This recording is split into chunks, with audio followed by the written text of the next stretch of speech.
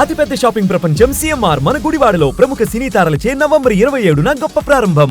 నమస్తే, నేను Keshav. Welcome to Suman TV. Andhra Pradesh ఉప ముఖ్యమంత్రి పవన్ కళ్యాణ్ ఢిల్లీలో కీలకమైనటువంటి భేటీల్లో బిజీగా గడుపుతున్నారు. ఒకవైపు మహారాష్ట్ర ఎన్నికల ఫలితాలు రావడం, సంచలన విజయాన్ని కూటమి నమోదు చేయడం, అదే తరహాలో రాబోయే రోజుల్లో పవన్ కళ్యాణ్ పాత్ర కూటమిలో మరింతగా పెరుగుతుందనేటువంటి ప్రచారం జరుగుతుంది. అటు ఉప ముఖ్యమంత్రి హోదాలో రాష్ట్రానికి కావాల్సినటువంటి వివిధ ప్రాజెక్టులకు సంబంధించి కేంద్ర మంత్రులతో వరుస భేటీలు పవన్ కళ్యాణ్ జరుపుతున్నారు. ఈ భేటీల సారాంశం ఏంటి, రాష్ట్రానికి ఎలాంటి ప్రయోజనాలు రాబోతున్నాయి, ఈ అంశాలను విశ్లేషించే ప్రయత్నం చేద్దాం. మనతో పాటు చంద్ర శ్రీనివాస్ గారు, పొలిటికల్ అనలిస్ట్ ఉన్నారు. చంద్ర శ్రీనివాస్ గారు నమస్కారం. నమస్కారం. పవన్ కళ్యాణ్ గారి టూర్, ఢిల్లీ టూర్ అంటే ఈ నెలలో ఇది రెండోసారి. ఎలక్షన్స్కి వెళ్ళడం వేరు, బట్ ఇప్పుడు సపరేట్గా వెళ్ళడం, ఎన్డీఏ మీటింగ్ ఉంటుంది, మహారాష్ట్ర ముఖ్యమంత్రి ఎవరనేది డెసిషన్ ఉంటుంది, ప్రమాణ స్వీకారానికి అటెండ్ అవుతారు. ఇదంతా పొలిటికల్ యాంగిల్ అయితే వరుసగా మంత్రులతో భేటీలు అవుతున్నారు. ఏంటి ఈ భేటీల సారాంశం? డెఫినెట్గా ఆయన ఒక బ్రహ్మాస్త్రంలాగా దొరికాడు ఎన్డీఏ కూటమికి. సక్సెస్ రేట్ 100% ఎక్కడికి వెళ్ళినా. ఆయన ఎందుకు పిలిచారని ఒకసారిగా నేషనల్ మీడియాలో చర్చ జరుగుతున్నమాట వాస్తవం.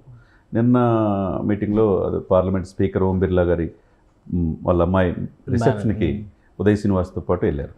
అదే తెలంగాణ రాష్ట్ర ముఖ్యమంత్రి కూడా దానికి వెళ్ళారు, పలు రాష్ట్రాల ముఖ్యమంత్రి కూడా వెళ్ళారు, స్పీకర్ కాబట్టి.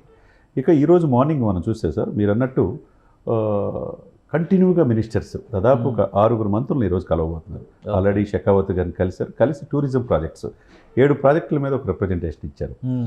మనం ఎప్పుడు చెప్పుకునేటట్టుగా గుజరాత్ తర్వాత తీర ప్రాంతం 954 కిలోమీటర్లు ఉంటుంది. తీర ప్రాంతం ఉంది, కానీ దానికి సంబంధించిన టూరిజం డెవలప్మెంట్కి ప్రాజెక్ట్స్ పాయింట్ ఆఫ్ వ్యూ, తర్వాత గండికోట సబ్జెక్ట్ కావచ్చు, తర్వాత టూరిజం సంబంధించిన ఒక విశ్వవిద్యాలయం ఏర్పాటు చేయడానికి రకరకాలుగా ఆయనతో అన్నిటికీ కూడా సానుకూలంగా.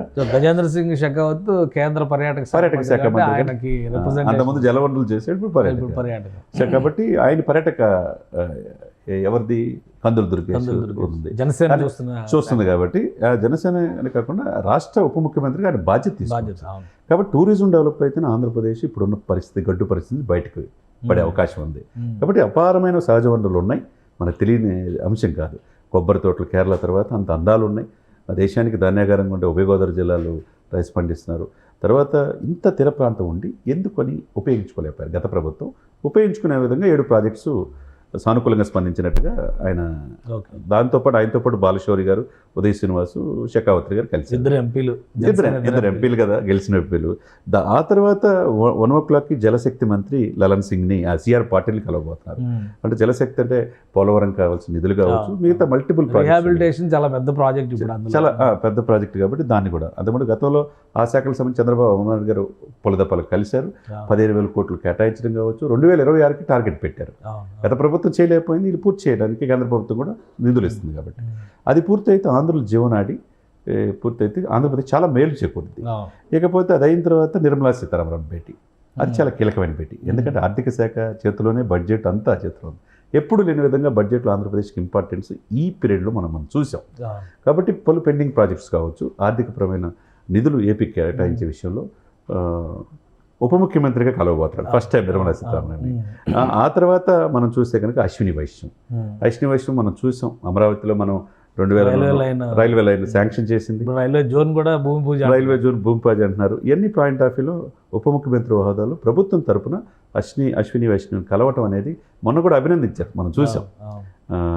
ఆ పాయింట్ ఆఫ్ వ్యూలో అది కూడా ఒక మంచి పరిణామంగా భావించాలి.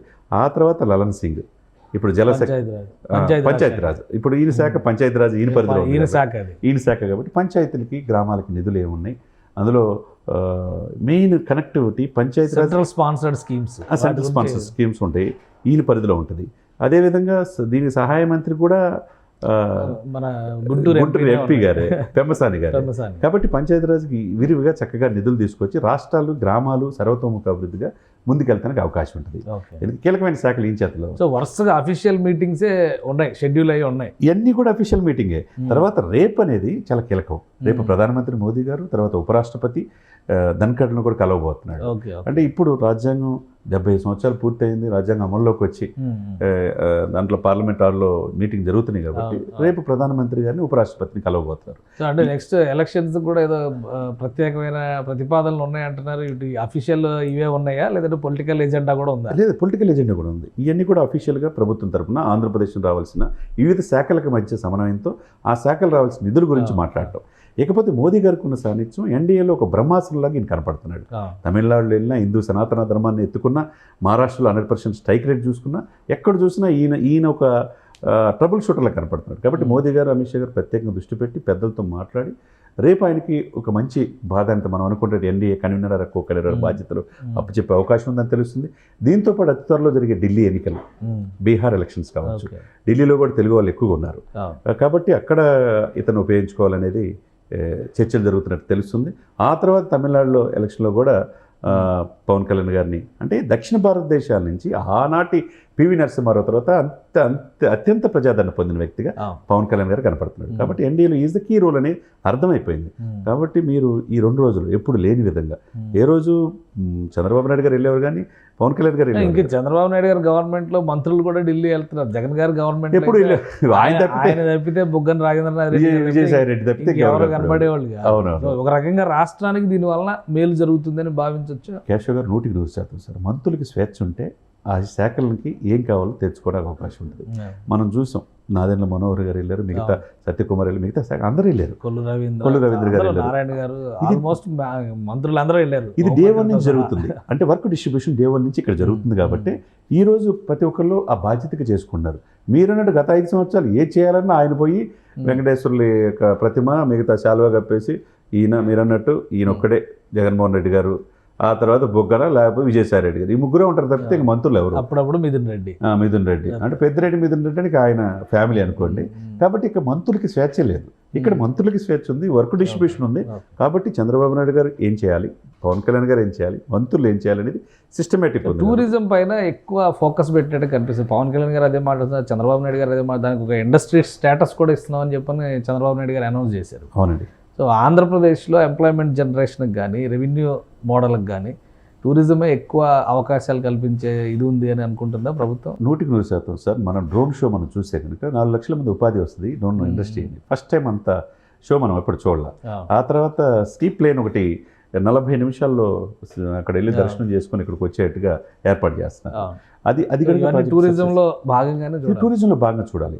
ఇకపోతే ఉభయ గోదావరి జిల్లాలతో పాటు మీరు ఇక్కడ యానిమల్ హస్బెండరీ కూడా ఈయన లలన్ సింగ్ ఈ ఇన్ఛార్జిగా ఫిషరీస్ అండ్ యానిమలిజం, అంటే మత్స్యశాఖ, చేపలు, రొయ్యలు ఎక్కువగా గోదావరి జిల్లాలో, కృష్ణా జిల్లా వరకు ఉంది.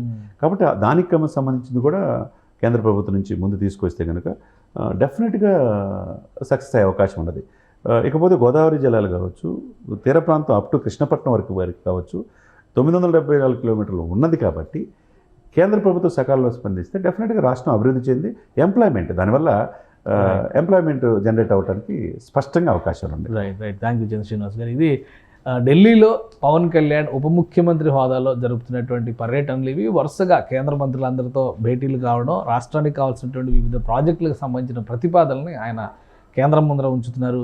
వీటిపైన సానుకూల స్పందనే మ్యాక్సిమం వచ్చే అవకాశాలు కనిపిస్తుంది. ఇక పొలిటికల్ ఎజెండా విషయానికి వస్తే రాబోయేటువంటి ఎన్నికల్లో, ఢిల్లీలో జరగబోతున్నటువంటి ఎన్నికల్లో కూడా పవన్ కళ్యాణ్ ప్రచారం చేస్తారు. అలానే బీహార్, తమిళనాడు ఎలక్షన్స్లో కూడా ఆయన సర్వీసెస్ని ఎన్డీఏ కూటమి ఉపయోగించుకోవడానికి ప్రణాళికలు సిద్ధం చేస్తున్నట్టుగా చంద్ర శ్రీనివాస్ గారు విశ్లేషిస్తున్నారు. ఇది special discussion. Keep watching. Suman టీవీలో మీ పర్సనల్ అండ్ బిజినెస్ ప్రమోషన్స్ కోసం కింది నెంబర్కి కాంటాక్ట్ చేయండి.